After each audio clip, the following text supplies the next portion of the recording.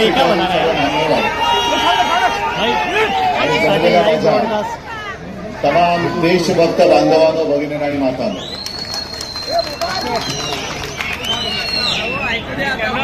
मराठी में बात करूं या हिंदी में? हिंदी। लेकिन मराठी भी समझ में आती है ना? आती है। सगळे मुंबईकर आहेत ना?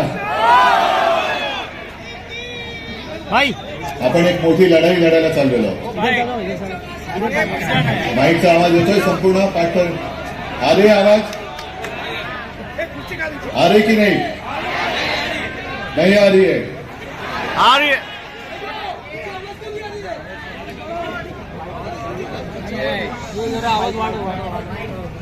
येतोय आवाज? हाँ ठीक है. जो लड़ाई हम लड़ने जा रहे हैं, जैसे नसीम भाई आपने कहा, ये उद्धव ठाकरे की लड़ाई नहीं है, ना ही किसी पार्टी या नेता की लड़ाई. ये तो आप सबकी लड़ाई है, आपके भविष्य की लड़ाई है, अपने देश की लड़ाई है, अपने देश के आजादी की लड़ाई है, अपने देश के प्रजातंत्र की लड़ाई है. और इसलिए मैं कहता हूं, सिर्फ हम लड़ने नहीं जा रहे, ये तो लड़ाई हमें जीतनी ही होगी. जीत के साथ मैदान में उतरना होगा.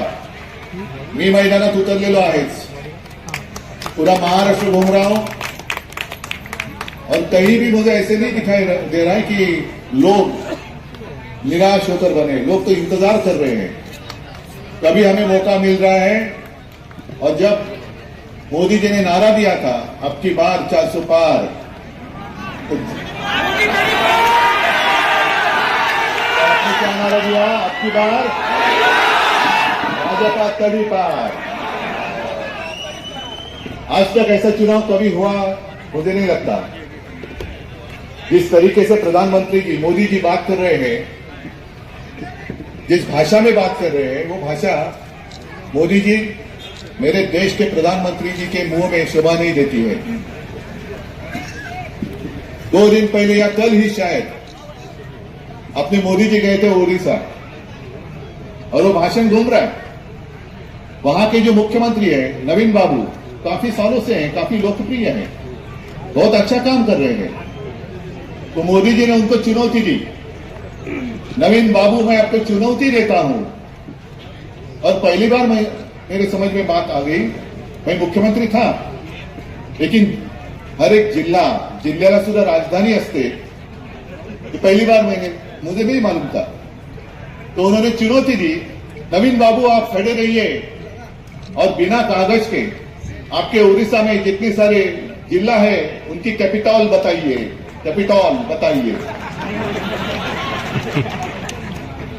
तो प्रधानमंत्री जी मोदी जी, मैं आपको चुनौती नहीं देना चाहता, क्योंकि आप तो विश्वगुरु हैं, हम तो सादे आदमी हैं. हेलो, आपको मैं चुनौती देता हूं, ये कहना गलत होगा, लेकिन मैं आपको कहता हूं कि मोदी जी, आपने नवीन बाबू को कहा कि बिना पेपर लिए हुए आप खड़े हो जाओ. तो मैं तो कहता हूं आप पेपर लिए खड़े हो जाओ. और 2014 में 2019 में जो आपने जुमला पत्र पूरे देश को दिया था, उनमें से कितने वादे आपने पूरे किए वो जनता को बताओ. चलो हो जाने दो, होने दो, हम तैयार हैं. और मैं चुनौती आपको आसान देता हूं, हाथ में कागज ले लो. क्योंकि इस सरकार को मैं तो मोदी सरकार नहीं कहता हूं, क्या कहता हूं? गजनी सरकार. जल्दी फिल्म देखी थी आपने? मैं फिल्म देखना भूल गया, लेकिन कहते कि उसमें जो कैरेक्टर था वो कभी उसमें उसको स्मृति आती थी, कभी विस्मृति में चला जाता था. तो वैसे गजनी सरकार है. 2014 में जो कुछ कहा था 2019 में याद नहीं रहा, 2019 में जो कहा था 2024 में ही नहीं याद रहा है. और अब आप देखते होंगे हर दिन अखबार में जो उनके एडवर्टीजमेंट छपते हैं, पता ही नहीं चलता है 2014 की बात आज क्यों कह रहे हैं. सबको हम रोजगार देंगे, दिया किसी को? यहाँ हर व्यक्ति को हम घर दे देंगे. कितने लोगों को घर मिला बताओ? और इन्हीं का मैं आवाज येतोय ना रे? मैं कैसे ला सकते नहीं, पीछे भी आ रहे हैं ना आवाज? हाँ आ रही है तो हाथ ऊपर करो। हाँ बस। तो कितने लोगों को आपने नौकरी दी नहीं पता, और पुराने आपके जो भाषण है वो निकालिए ना सोशल मीडिया पर। आपकी जो सोशल मीडिया टीम है जो ट्रोलिंग करती है, ये करती है, वो कहती है, उनको ही कहो कि आपके पास पूरा खजाना है आपके भाषण का। और एक भाषण मुझे आज भी याद है, एक जनसभा को संबोधित करने कर रहे थे, और उन्होंने पूछा, भाई और बहनों आप बताओ गैस की कीमत नीचे गई कि ऊपर गई? डीजल की कीमत नीचे गई कि ऊपर गई? पेट्रोल की कीमत नीचे गई कि ऊपर गई? तो गैस, डीजल, पेट्रोल मतलब जीडीपी बढ़ गया कि नहीं बढ़ गया? और फिर उन्होंने कहा कि जब आप मतदान के लिए जाओगे, तो खासकर महिलाओं को कहा उन्होंने कि आप मतदान के लिए जाते वक्त घर में जो सिलेंडर है गैस का, उसको नमस्कार करके जाइए। मोदी जी, आपका नारा तो हवा में गया 400 पार, लेकिन उस वक्त जो गैस सिलेंडर की कीमत थी 400, अब कितने पार हो गया? 1000 के ऊपर।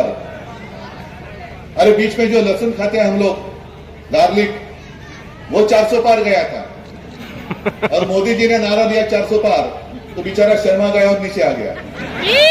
तो किसके साथ बराबरी करूं? इनके साथ, ये जुमलेबाज के साथ? ये नहीं हो सकता। अनिल देसाई जी संबोधित कर रहे थे, मुझे लगा पल भर के लिए मैं ही उम्मीदवार हूं, क्योंकि मेरी तारीफ करते जा रहे थे। लेकिन अनिल के लिए मैं आया हूं, और मैं आपको पूछना चाहता हूं कि आपको आपका सांसद कैसा चाहिए? गद्दार चाहिए कि खुददार चाहिए? एक स्वच्छ प्रतिमेचा पाहिजे, चारित्र्यवान चाहिए कि दूसरा कैसा है आपको पता है? इसके व्यक्तिमत्व के ऊपर कोई भी उंगली नहीं उठा सकता। शुद्ध चरित्राचा आणि चारित्र्याचा उमेदवार दिलेला है। कैसी बात करता है वो भी आपने देखी है। और मैं चाहता हूं कि अनिल देसाई यहां से सांसद बनकर दिल्ली जाए, आपके भविष्य के लिए जाए। जो भी आपकी समस्या है, मैं तो मुझे लगता है शायद पहली बार आपके यहां आया हूं। यस। क्योंकि एक बीच में दीवार थी अपने, हम तो एक दूसरे के साथ लड़ाई करते थे। अब आपको भी पता चला होगा। एक सवाल मैं आपको पूछता हूं, क्या मैंने हिंदुत्व छोड़ा है? लेकिन मेरा हिंदुत्व आपको मंजूर है या नहीं है? मेरा हिंदुत्व और भाजपा के हिंदुत्व में फर्क है या नहीं है? बहुत फर्क। मैं भी जय श्री राम कहता हूं, लेकिन मेरा जो हिंदुत्व है वो हृदय में राम, और हर एक हाथ को काम देने वाला हिंदुत्व है। हमारा जो हिंदुत्व है वो घर का चूल्हा जलाने वाला, रोजी रोटी देने वाला हिंदुत्व है, घर जलाने वाला हिंदुत्व नहीं है। वो हिंदुत्व मुझे मंजूर नहीं है। आज ही कुछ पत्रकार मुझे मिलने आए थे, उन्होंने कहा कि उद्धव जी, हर वक्त जब भी चुनाव नजदीक आते हैं तो मोदी जी भारत पाकिस्तान क्यों कहते हैं? मैंने कहा पता नहीं, शायद मोदी जी गए थे नवाज शरीफ जी का केक खाने के लिए, तो उनको ऐसा लगता होगा कि हर चुनाव में पाकिस्तान का मुद्दा अगर हम उठाएं तो चुनाव में हमें केक वॉक मिलेगा। सीधा जाएंगे हम पाकिस्तान। अब ये नौटंकी बहुत होगी। हिंदू मुस्लिम। प्रधानमंत्री जी, आप जो कहते हैं, क्या देश की समस्या के ऊपर आपने कितने बार भाषण में उल्लेख किया है? आपने कभी सुना? क्या कहते हैं? कौन मटन खाता है, कौन मच्छी खाता है, किसको कितने बच्चे हैं? ये क्या प्रधानमंत्री का काम है? और इसलिए मैं कहता हूं, प्रधानमंत्री जी, मोदी जी, आपकी जो पार्टी है भाजपा, उसको राजनीति में संतान नहीं होती तो मेरा क्या गुनाह है? यस। आपको हमारे बच्चे लेने पड़ते हैं गोद में, हमें कोई आवश्यकता नहीं। हमारे पास चाहे जितने लेके जाओ, जितने गद्दारे लेके जाओ, कम पड़ते हैं और मैं देता हूं, लेकिन अब कोई गद्दार नहीं है मेरे पास। जरूरत आपको है, यस। हमें कोई आवश्यकता नहीं है। अरे ऐसे कुछ नहीं है कि शिवसेना में पहली बार टूट आई है, किसी ने तोड़ने की कोशिश की, कई बार तोड़ा, लेकिन जब भी शिवसेना पर आपत्ति आई तो शिवसेना 10 गुना नहीं, 100 गुना नहीं, कई गुना, लाखों से भी ज्यादा शक्तिमान हुई है।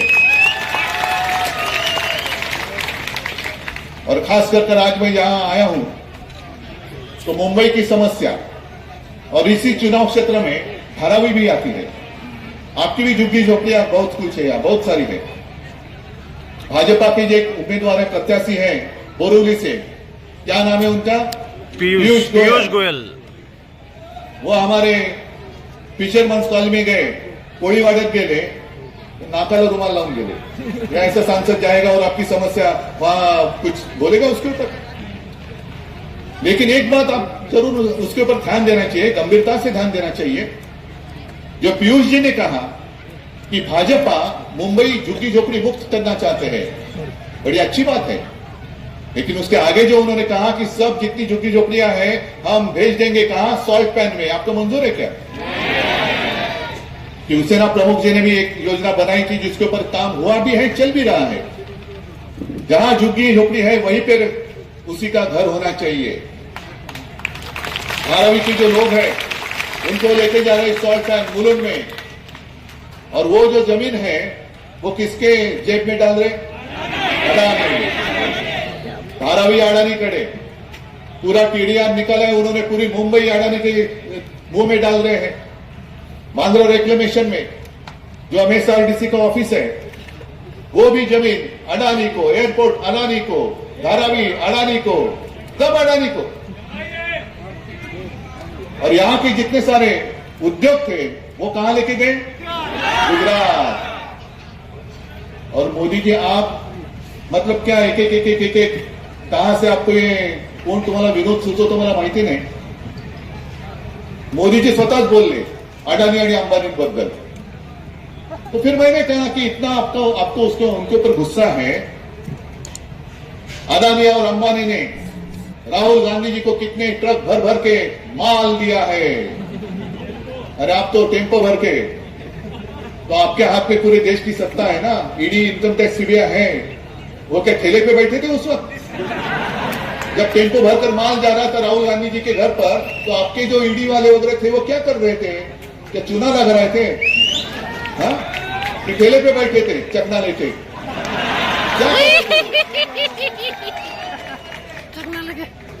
लेकिन एक बात ध्यान में रखो, मोदी जी ने बात कही, मतलब उन्होंने जाहिर कर दिया, उन्होंने जो नोटबंदी की थी, क्यों की थी? काला धन नष्ट करने के लिए। काला धन नष्ट करने के लिए आपने जो नोटबंदी की थी, उसके बावजूद अगर ये लोग काला धन राहुल गांधी जी को दे रहे हैं, मतलब आपकी नोटबंदी नाकामयाब हुई है, नाकामयाब हुई है। और अब उनकी आंख है मुंबई के ऊपर, खुलेआम मुंबई को लूट रहे हैं। मैं मुख्यमंत्री था, महाविकास आघाड़ी, सब नसीम भाई और राष्ट्रवादी और कांग्रेस सारे लोग मेरे साथ थे। किसी की हिम्मत नहीं हुई थी मुंबई की ओर तिरछी नजर करके देखने के लिए, ना महाराष्ट्र की ओर। और मैंने तो आपको वचन दिया है, अपनी सरकार तो जरूर आएगी, इंडिया आघाड़ी की सरकार जरूर आएगी। और जैसे वहां दिल्ली में अपना प्रधानमंत्री बैठेगा, मैं आपको वादा करता हूं, आपको वचन देता हूं, जितना लूटा हुआ मुंबई और महाराष्ट्र का वैभव है, मैं वापस मुंबई और महाराष्ट्र को दे दूंगा। आपकी आंखों के सामने आपकी रोजी रोटी छीन कर वो लेके जा रहे हैं। मेरी गुजरात से कोई दुश्मनी नहीं है, गुजरात भी मेरा है। मुंबई में कई सालों से बहुत सारे गुजराती परिवार रहते आए हैं। जैसे दूध में शक्कर मिलाते हैं वैसे वो हम मिलजुल कर रहे हैं। मोदी जी, आप हमारे बीच में नमक क्यों छिड़क रहे हैं? बताओ, आप क्यों नमक छिड़क रहे हो? क्या किसने आपको शिकायत की थी? आप ही ने तो कहा था कि हर साल 2 करोड़ रोजगार, रोजी रोटी के लिए मैं पूरे देश में उपलब्ध करा दूंगा। क्या हुआ उस वाले का? अच्छे दिन कहां है? किसके आए अच्छे दिन? अडानी अंबानी के तो आए, लेकिन जो और एक वादा उन्होंने किया था, हर एक के अकाउंट में 15 लाख रुपए आए, मुझे एक आदमी अगर हाथ उठाकर कहेगा तो मेरा भाषण वही रोक कर घर चला जाऊंगा। आप बताओ, आपके किसी के अकाउंट में अगर 15 लाख आए होंगे तो हाथ उठाकर कहो, मैं मेरा भाषण बंद करूंगा और मोदी जी को कहूंगा कि चलो और जाओ आगे, 15 लाख दे, अभी 30 लाख दे दो। किसी के अकाउंट में 15 लाख आए तो नहीं, लेकिन भाजपा के अकाउंट में 10,000 से भी ज्यादा करोड़ रुपया कैसे आए, कहां से आए? चंदा दो और धंधा लो, चंदा दो और धंधा लो। या गरीब लोग आपके पास जब काम मांगते हैं, आज ही मेरा एक इंटरव्यू आया है, सामना में आया है, चैनल में भी आया है, मराठी में है, तो मैंने यही कहा कि जब भी चुनाव आता है तो मोदी जी कहते हैं राम राम राम राम, और जब चुन कर आते हैं और कोई उनके पास जाता है तो कहते हैं मरा मरा मरा मरा। यही इनकी नीति है। मुंबई के लिए आपने क्या किया, महाराष्ट्र के लिए क्या किया, और अब सुना है कि आने वाले कुछ दिनों में भी मुंबई में वो रोड शो करने जा रहे हैं। मोदी जी, मेरी विनती है आपको, इस रोड पर रोड शो करके दिखाओ। इस रोड पर देखो लोग कैसे रहते हैं। मन की बात आपने की, लेकिन जन की बात कौन सुनेगा? जन की बात देखो आप। जन में आपको जो वोट करते हैं, मतदाता है आपके, क्या स्थिति में रहते हैं? क्या इंसान नहीं है?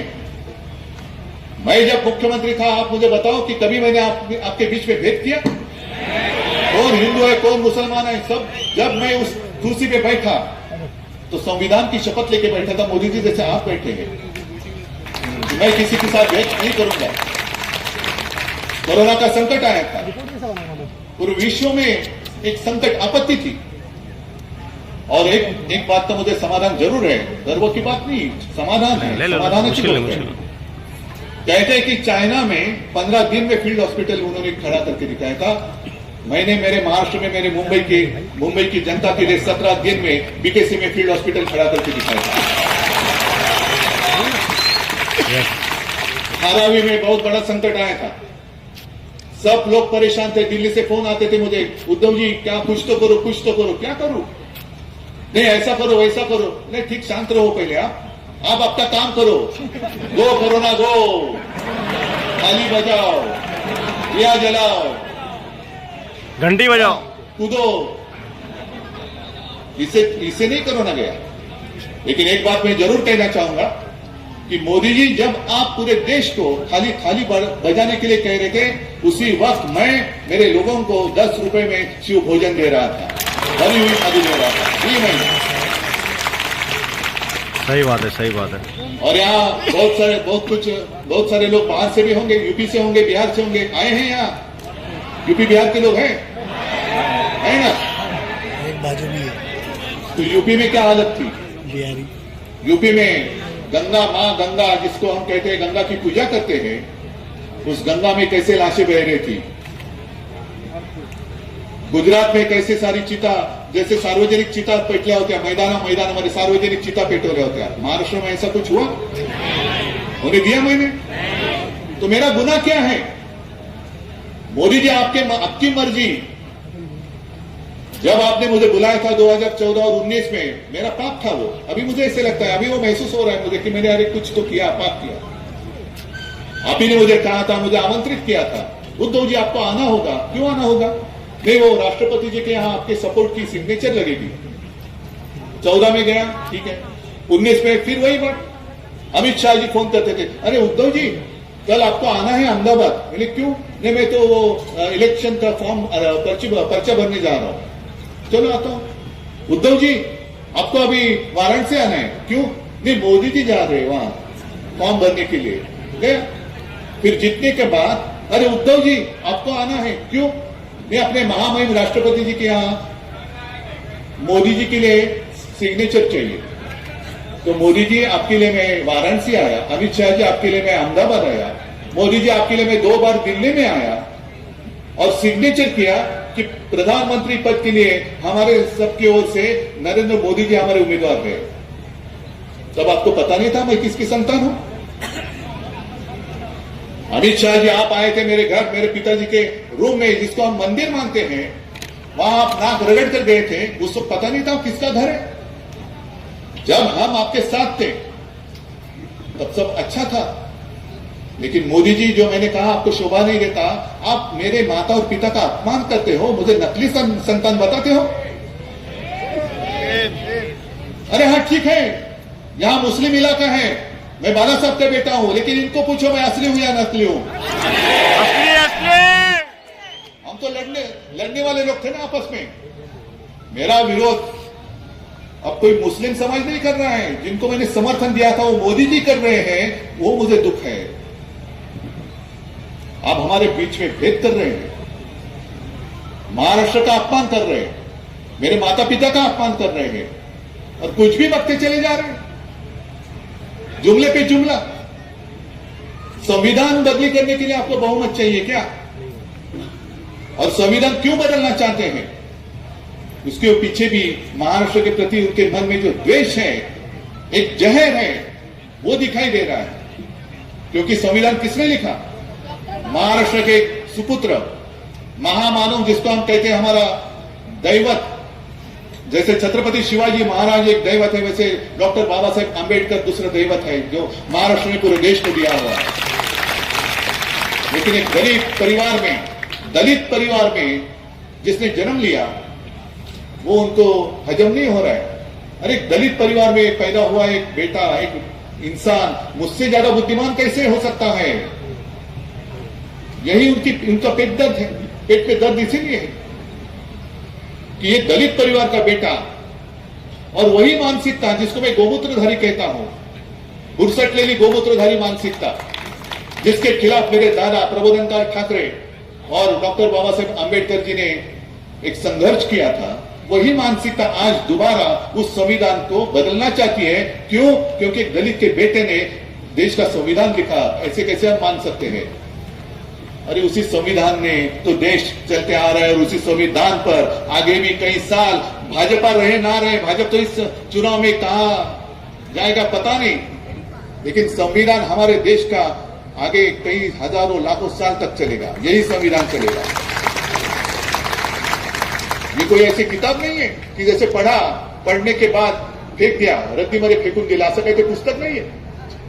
बाबा साहब आंबेडकर ने पूरा सोच समझ कर वो संविधान दिया है, और वही संविधान आपको हजम नहीं हो रहा है क्योंकि आप तानाशाह बनना चाहते हो। हम तानाशाह को बर्दाश्त नहीं करेंगे, बिल्कुल नहीं करेंगे।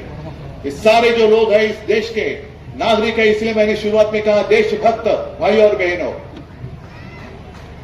देशभक्त भाई और बहनों, मोदी जी आप कितनी भी कोशिश करो, इस बार आपका बेड़ा पार नहीं होने वाला।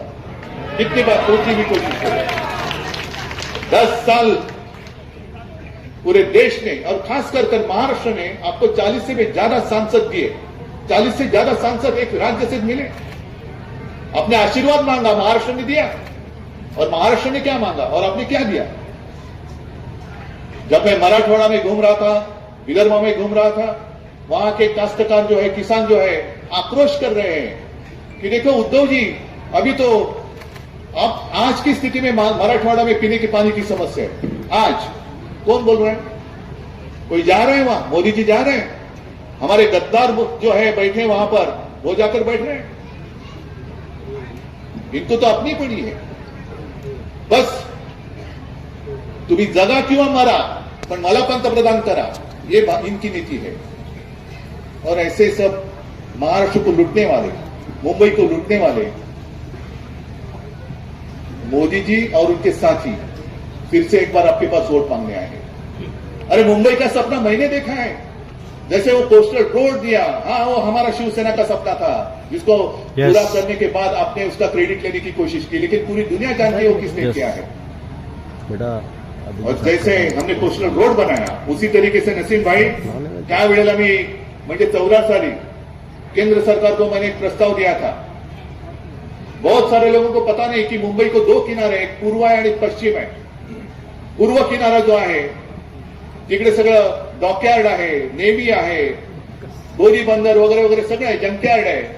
तो मैंने कहा था, गडकरी जी को दिया था और कहा था कि यहाँ जो नहीं चाहिए वो आप लेके जाओ, बाहर लेके जाओ लेके जाओ, जो काय त्याला म्हणतात दारूखाना वगैरह है, लेके जाओ गुजरात, लेके जाना चाहते ना वो लेके जाओ गुजरात के लिए, हमें कोई आपत्ति नहीं है।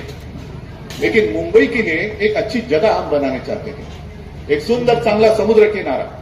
क्या है, अब परिवार को लेके कहां जाएंगे बताओ, कहां जाते आप फिर घूमने के लिए? है कोई ऐसी जगह? एक तो आम्ही झू बनवला, जिजामाता उद्यान, त्याच्यामध्ये पेंग्विन आणले, काय अरे मोठा काऊ उठवला, पेंग्विन पेंग्विन पेंग्विन। लेकिन आपको शायद पता नहीं होगा, उसी पेंग्विन के कारण वहां हजारों लाखों टूरिस्ट और मुंबईकर भी वहां जाते हैं अपने परिवार को लेके। ये हमारा काम है। और अब वहां पेंग्विन को बच्चे होने लगे हैं, तो यूपी और गुजरात सब मांगने लगे, हमें दे दो पेंग्विन, हमें दे दो पेंग्विन। फिर वही बात, बच्चा दूसरे का, हमें दे दो, हमें दे दो, हमें दे दो। और ना आपके पास कोई सोच है, ना आपके पास कोई विचार है, सब रेडीमेड चाहिए उनको, रेडीमेड। और जितने लोगों ने उनको आपत्ति में मदद की, सबको खत्म करने के लिए निकले। जो मैं पूछ रहा था आपको कि मैंने ऐसा कौन सा गुनाह किया था, क्या अपराध किया था? 2014 में आज मैं जैसा हूं वैसा ही था, लेकिन मोदी जी वहां प्रधानमंत्री बने और उसके बाद 2-3 महीने में जो चुनाव हुए विधानसभा के, तो उन्होंने एकनाथ खड़से को कहा कि आप उद्धव जी को फोन करो और कहो गठबंधन हमने तोड़ दिया है। क्या कारण था, क्या वजह थी? 2019 में आपने जो मुझे वचन दिया था वो तोड़ा, क्यों तोड़ा? तो ऐसे ही तो जुमलेबाज लोगों को अब दोबारा 3 बार, 2 बार तो हो गया, 2 बार तो गलती हो गई, तीसरी बार नहीं होनी चाहिए। और इसलिए मैं कहने के लिए आपको आया हूं, और मुझे पक्का विश्वास है, एक बात का जरूर मुझे और समाधान है, आज तक कई सारे मुख्यमंत्री हुए, आगे भी होंगे, लेकिन जो सौभाग्य मुझे मिला है, आप सारे लोग मुझे अपना परिवार का एक हिस्सा मानते, पूरा महाराष्ट्र हिस्सा मानता है। मैं टीवी पे आता था, डिमोनिटाइजेशन के लिए नहीं आया था मैं, कुछ ऐसी डरावनी बात करने के लिए नहीं आया था मैं, लेकिन उस वक्त जो भी मैंने कहा वो मेरी बात आपने मानी। और अनिल जी, आपने जो बात कही कि पूरे देश में नंबर 1 मुख्यमंत्री मेरा नाम आता था, वो मेरा नाम नहीं था, आप लोगों का सहयोग था, इसलिए मेरा नाम आता था। और उस वक्त जो मेरी एक चिंता थी, एक अपनेपन से जो मैं आपसे बात कहता था, विनती करता था कि आप मुंह पे मास्क लगाओ, घर बैठकर काम करो, ऑफिस में मत जाओ, दुकान बंद करो, तो आपने बात मानी। तो उसी प्यार से, अपनेपन से आप कह रहा हूं कि कृपा कर इस बार गलती मत करो। इस बार अगर गलती की तो सिर्फ आपकी जिंदगी नहीं, आपके भविष्य, जो अगली पीढ़ी है वो आपको कहेगी, अरे मैं तो छोटा था, मैं तो छोटी थी, चुनाव लड़ने के लिए या मतदान करने का अधिकार मुझे नहीं था, लेकिन आपको तो था ना, मेरा देश आजाद था, आपने क्यों हमें गुलाम बनाया? क्या जवाब देंगे आप? क्या उत्तर है आपके पास? है कोई उत्तर? और इसलिए मैं उसी अपनेपन से कहता हूं कि अब की बार भाजपा तड़ीपार, मतलब इतना तड़ीपार करो कि दोबारा इस देश में भाजपा का कोई उम्मीदवार खड़ा नहीं होना चाहिए। और एक बात का ख्याल रखो, एक बात का ख्याल रखो, मराठीमध्ये मी बोलतो, हा भेकट जनता पक्ष है, मतलब डरने वाला है, इनमें हिम्मत नहीं है। अरे हिम्मत है तो ऐसा आ जाओ ना, आमने सामने हम हैं, आप आ जाओ।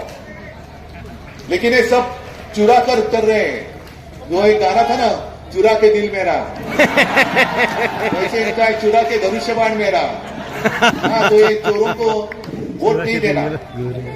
अपना सिंबल क्या है? कळलंय सगळ्यांना मशाल? आणि उमेदवार कोण? अनिल देसाई। एक अनिल पुढे, अनिल आले तुरे बोलतो, फोटो आहे, फोटो, कडवट निष्ठावान शिवसैनिक आहे, बाळासाहेबांचा शिवसेना प्रमुखांचा शिवसैनिक आहे, स्वच्छ चरित्र असलेला, अंगावरती कोणताही डाग नसलेला, कोणतीही भानगडी नाहीत। हा, थोडं पुढे या, कोणत्याही भानगडी नाहीत आणि खासदार म्हणून त्यांनी उत्तम काम केलेलं आहे। म्हणून तुम्हाला एक तुमच्या हक्काचा निष्ठावान शिवसैनिक खासदार बनवण्यासाठी म्हणून दिलेला आहे अनिल देसाई आणि मशाल। एवढी मतं पडली पाहिजेत की विजय झाला पाहिजे विशाल। जय हिंद, जय महाराष्ट्र।